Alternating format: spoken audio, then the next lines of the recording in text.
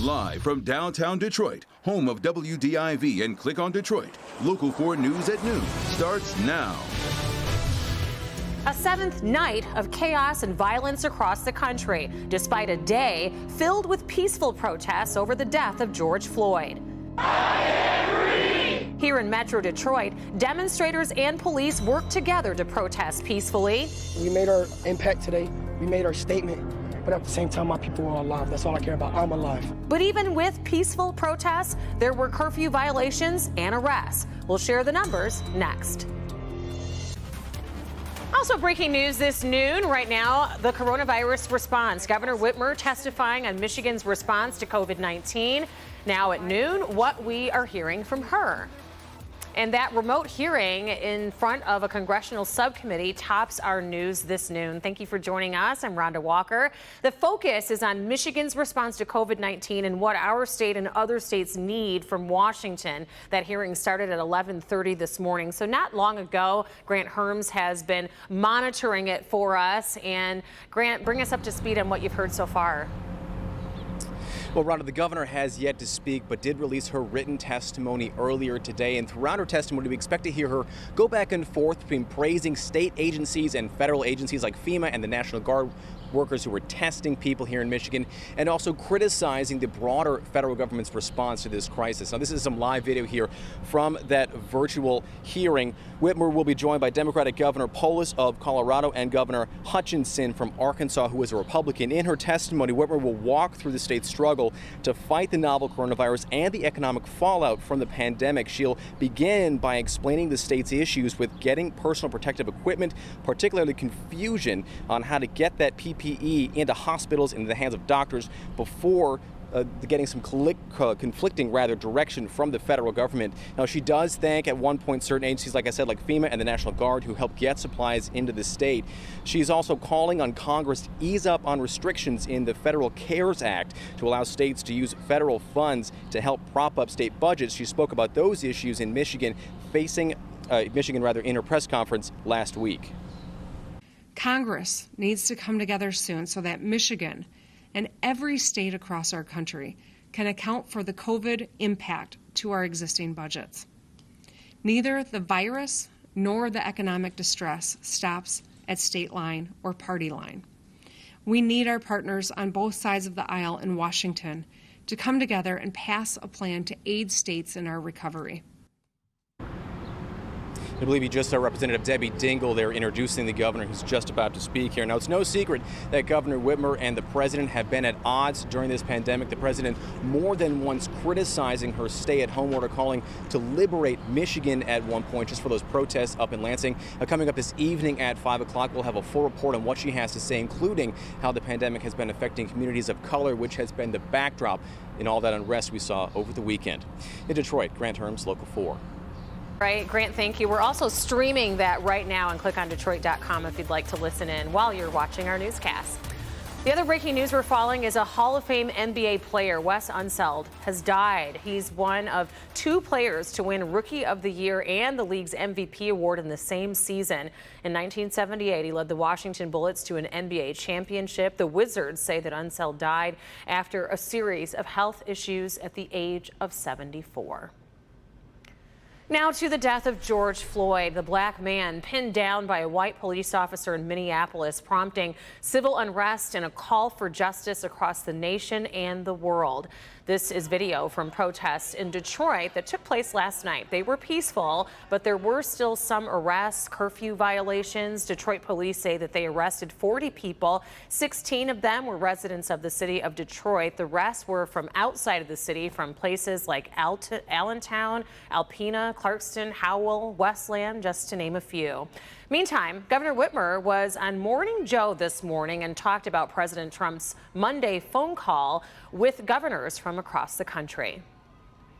The effect of it is to make what is already a nation that is hurting in more pain. When we see a split screen last night of an address that says, "I stand with peaceful protesters," and on the other side of the screen, you see his police forces shooting rubber bullets at peaceful protesters. It is, it makes you question everything you hear from anyone in a position of power. And it undermines our ability to bring healing to this nation. And as Governor Whitmer mentioned, the president is under fire. About 20 minutes before a mandatory curfew started on Monday night in Washington, D.C., federal officials and the National Guard troops outside the White House suddenly moved onto peaceful protesters, hitting them with flash grenades and tear gas while shooting rubber bullets. And then moments later, another extraordinary scene when President Trump walked across the street with cabinet members and staff from the White House to the grounds of that historic church. The official White House Twitter account now posting a campaign-style video of that visit showing the president holding a Bible, the bishop of the church condemning his visit. It served as an instrument of his own forceful presence in the nation, and it did not address the grievous wounds that we are dealing with and the agony of our country. Meanwhile, the president's national address yesterday threatened to deploy active duty military units to states around the country if local leaders cannot get violent protests under control. Even after the president's threat, it was another turbulent night of protests against racial injustice and violence in several cities across the country. Not here in Metro Detroit, thankfully, but despite largely peaceful protests, there was still trouble in New York City. Police there report that they made 200 arrests. Over in St. Louis, 4 police officers were shot overnight during violent protests in the downtown area. And in Buffalo, 2 officers there were hit by a car during a protest. Meanwhile, as Jay Gray reports, police are hoping for peace after a week of protests and turmoil.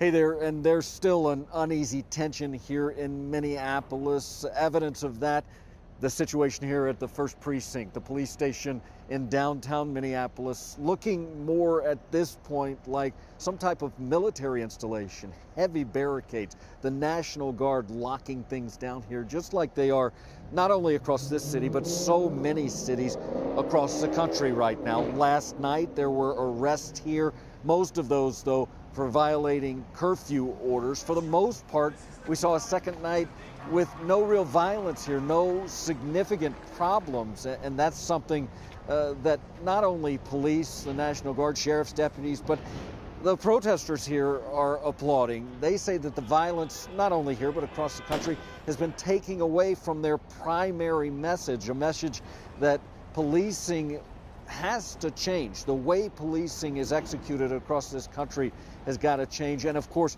they want to continue to honor the memory of George Floyd, who died just over a week ago.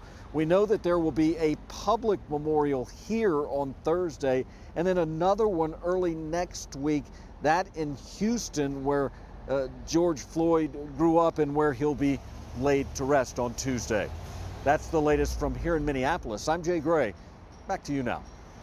All right, Jay, thank you. And please stay with Local 4 and clickondetroit.com as we continue to monitor everything that's happening both here at home and across the country throughout the day.